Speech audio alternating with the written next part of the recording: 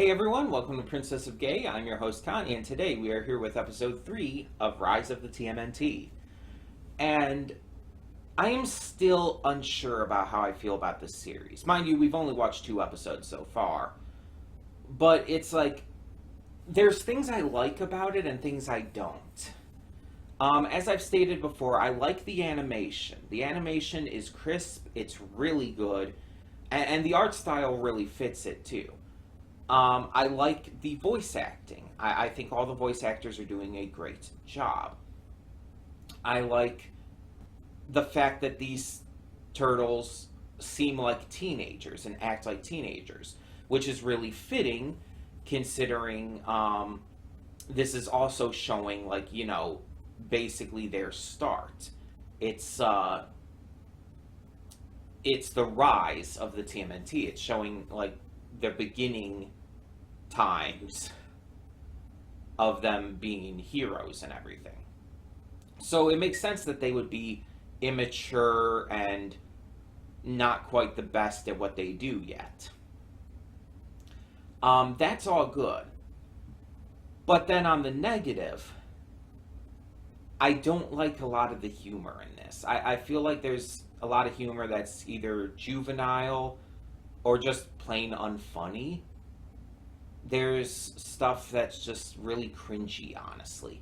And it feels like it's trying to appeal to a very modern audience. And that's not always a good thing. Like, trying to appeal to your audience is genuinely what most media tries to do.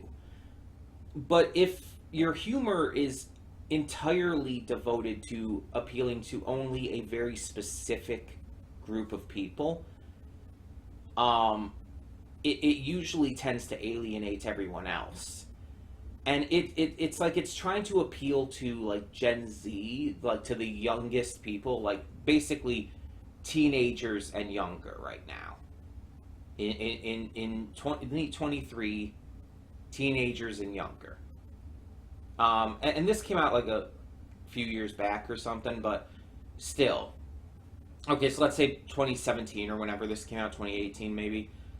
Teenagers and younger at that point, like, I'd say at most 16.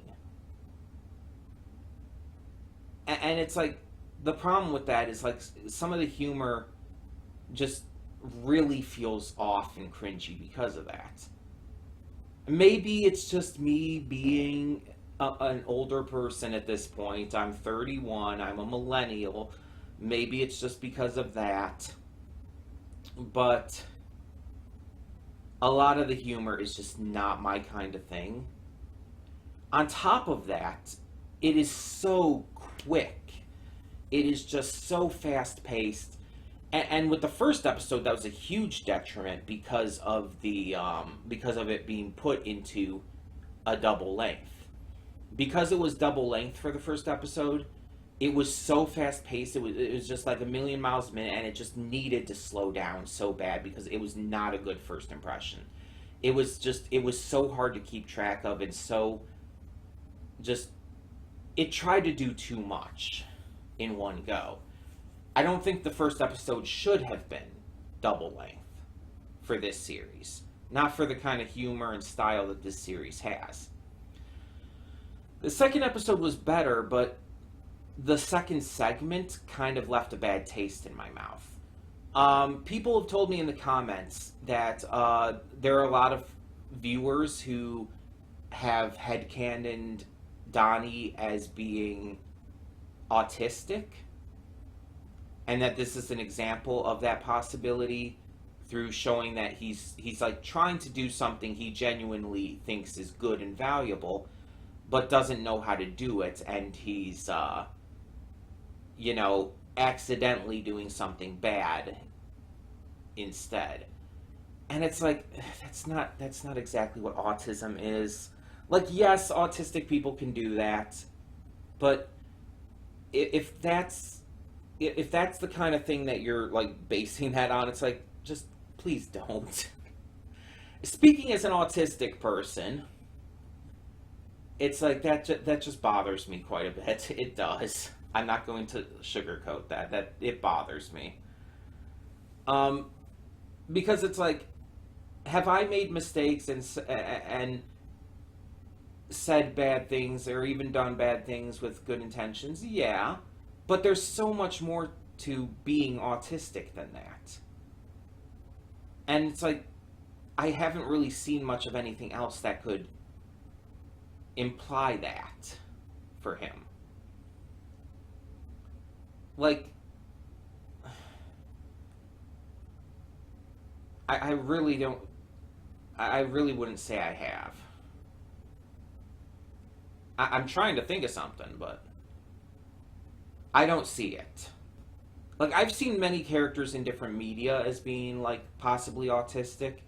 Characters like Maud Pie, and to a lesser degree Pinkie Pie from MLP, Marcy from Amphibia, characters like that, but I don't see it with Donnie. At least not yet. And either way, that really doesn't fix the problem for me. Because the problem still remains that what he did was terrible. Like, I don't use my autism as an excuse. And I don't think anyone should when they do something bad. I take responsibility for that and make sure I change. I've talked about it plenty of times on this channel. I used to be pretty shitty. I used to be a terrible person. I did and said some horrible things. I took responsibility for that. I took accountability for that, and I changed who I am. I actively made a choice to become better. I didn't blame my autism. Like, my autism is responsible for certain things. It is, because that's just undeniable. It's a developmental disorder. But you can't just blame it for everything. That's not okay. So yeah. I just feel like that's kind of almost a cop-out answer at this point. And again, it doesn't change what he did it doesn't stop it from being bad. His actions were still shitty, and him trying to forcefully change his friends and, force them to be something they're not is not okay, no matter what. Especially when one of them is literally a shot caller. It's like it didn't seem to be to dangerous voltage or anything, but still, that's not okay. That's just not okay. But yeah, it's like with things like that, and again, with the humor and everything, I'm just very mixed on this, because there is a lot that I like. There is a lot that I genuinely do like with this. But when you have other stuff that just really bothers me and throws me off, it's just hard to say. So I think this is what we're going to do. I have 4 episodes currently downloaded. So this is episode 3. We're going to get to episode 4. Like, without question. Unless episode 3 is so drastically terrible that it just pisses me off. We're going to get to 4 episodes, and we're going to judge it from there. I know 4 episodes might not seem like a lot, but I think that's what I'm going to go with, because I already have that I already have them downloaded, and I think that I'll probably have a feel for what I'm going to think of the series by then, honestly. With 2 more episodes, I think I'll have a feel. And here's the thing. If I do end up dropping this or whatnot, I might still watch it alongside the Nani no Anime videos. Might. I don't know. Because the thing with that is that they are cut up, and I'm not subbed to them on Patreon like I am with Just Rough Senpai. So, might is the word there. But unless anyone, forced me to get back to it at some point with a donation reward. But it's like, this one doesn't seem as exciting to me as other stuff that's happened with anyway. I don't know. And I'm not saying I'm going to drop it. I'm not saying that right now, because I don't know. I'm just saying that that possibility is going to exist because that's how we're doing this. We're going to do these 4 episodes, and then after that we're going to make the decision on whether or not to keep watching. And hopefully we do. Hopefully this turns around. I have been told in the comments that things do get better with Splinter. But that's just like one little thing that I had an issue with. Like there's more than just that. And it's like this series very much like seems to be made for a more like modern young audience, and being 31 now, it's like but the thing is, saying it's not made for me is just an excuse, because it's like any series should be able to appeal to any fan, really. There are so many cartoons out there that are quote unquote made for kids, but they're in reality made for anyone. They appeal to anyone. And a lot of their fan bases happen to be adults. Stuff like the Owl House, Amphibia, MLP. It's like they have massive adult audiences, because the shows are that well done and they aren't just appealing to kids. But this one almost seems like it kind of is. I don't know though. Again, we'll give it another shot. And I have heard this. Well, we'll give it 2 more shots, really. And I have heard this series does get darker, but that doesn't necessarily like say too much either. I don't know. It's like, how many episodes are in season 1? Let me check that real quick. I don't know if I ever checked that before. Anyways.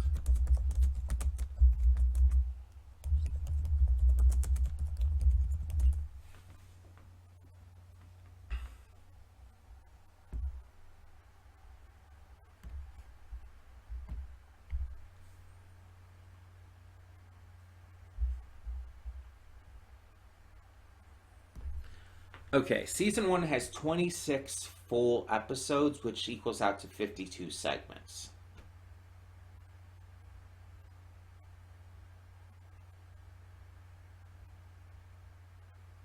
But that doesn't make sense. If there's 26 episodes, but the first episode was double length with only 1 segment in it, then it can't be 52 segments, because 52 is double of 26. That would automatically make it at least 51 segments, right? Season 2, by the way, has 13 episodes with 26 segments.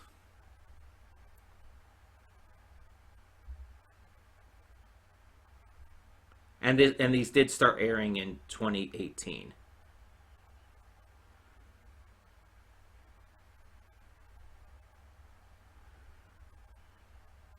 And I don't know if there's any other episodes that are like full length. I'm not going to look that up, obviously, but if there are other episodes that are full length, which is very possible, then that also doesn't make sense. There wouldn't be 52 segments. It's like, I think whoever wrote that in there just assumed, because it's, I guess, mostly a segmented series. But either way, 26 episodes. So that's quite a bit. And I know people would like say like, oh, you should at least give it like 6 episodes. That seems to be a very common idea, giving it 6 episodes. But it's like, I get that. But honestly, you're going to be able to tell earlier than that, like at least to some degree, what you're going to think of the series. Like, yeah, some series like take a change, but it's like, Amphibia, even, it's like I dropped it on episode 2, but like the very next episode was a lot more impressive when I picked it back up again.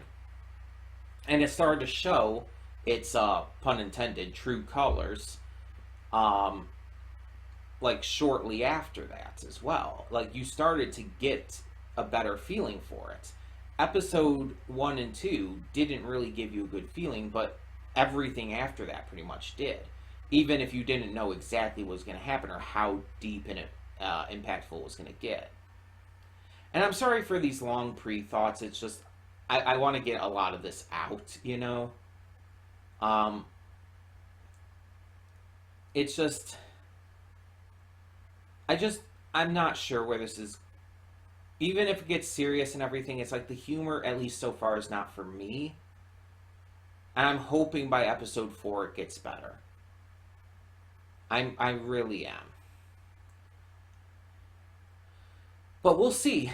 We'll see. Let's just get into this because I've wasted enough time talking about all this.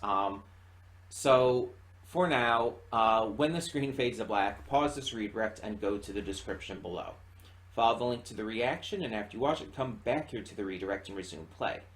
Because after it fades to black and then fades back in, everything from that point forward will be my afterthoughts and will contain spoilers to the episode. So, that being said, thank you so much for tuning in, and I will see you at the reaction. And we are back, and we'll begin with spoilers in 3, 2, 1, now. So I looked up Rhys Darby, the voice actor of the Hypnopotamus guy. He was Karan from Voltron Legendary Defender. Yeah, no, definitely was. But he was also in Jumanji Welcome to the Jungle. He was the nature guide guy. The guide to Jumanji and everything. It's like, I definitely recognize the voice, yeah. He's a New Zealand actor. But let's talk about the episode, because this was not just the best episode so far, but it felt like an entirely different show, and I'm almost conflicted about that. This has happened before. You guys know that. This has happened before where it's like, oh, either I pick up a series I previously dropped, and the episode I pick it up on again is like somehow really good, or it's like, oh, suddenly after having weaker episodes, it comes to something really amazing, and it's like, this has happened on the channel before, but wow, was this notable. It's such a drastic difference. Like, the difference between these two episodes is so ridiculous, or between the first two episodes and this one is so ridiculous. I can't speak. It's so ridiculously drastic that I can't speak properly. This episode, again, I say it felt like a different show because it was so much better. The humor was definitely more on point and definitely felt more far-reaching, I guess you could say. The plots were actually really good and interesting, and like all the stuff that was already good, like the voice acting, all that was fine. But it's like I had like none of the issues I had with the previous episodes in this episode, and that's saying something. Like, this was genuinely really good. If this was the first episode of the series I would have seen, I would have been a lot more impressed right off the bat. And it's funny, because the first segment in this is something that I almost feel like I shouldn't like. Because I don't like Five Nights at Freddy's, like, at all. And part of that, admittedly, is because the creator is a shitbag who supported Trump. But I also just don't like the series. Like, I was okay with it at first, but it became so oversaturated that it's one of those cases where it became too much. And my interest in it dropped, like, really hard. To the point where it's like, I don't want to hear anything about it. I don't like it at all. I just don't. I don't. I want practically nothing to do with FNAF at this point. The only exceptions have been stuff that have been like based on FNAF that have been so drastically better in every way. Willy's Wonderland, the Nicolas Cage movie, is so fucking stupid in the best and funniest way possible. It's so much better than FNAF had ever been. And then you have this. Or you could even, I think, say the Gravity Falls episode, too. I think that was based on FNAF because I think that came out after. I think. It's hard to say. I think it was still after FNAF, and I think it was based on that. But this for sure as well. This was genuinely really good. The humor was funny, like with them like tricking him, Alberto, into like it being his birthday, and because of that distraction, April's able to smash the shit out of him, which is also great. The humor with like putting the kid in the claw machine with the other kid to keep them safe. After that kid had been stuck in there and everything, it's all just genuinely good humor. Obviously, again, the animation, the voice acting, all of that was on point in the first two episodes. That was never an issue. The soundtrack as well. The story was very interesting though, and it was well paced. That was probably my biggest issue with the first episode. Not so much the second one, but with the first one, for sure. The pacing was so much better here than even in the second episode. It was so much better. It felt natural. It felt like the right amount of time and the right amount of things were happening in that time. Nothing felt like it was going too fast or too slow. It was wonderful. And the ending was satisfying and enjoyable. And yeah, I really liked this. And then we have the second segment here, which centers around Warren Stone, this former newscaster who was turned into a worm via the mutagens and just wants to be the arch rival of the Ninja Turtles for some reason.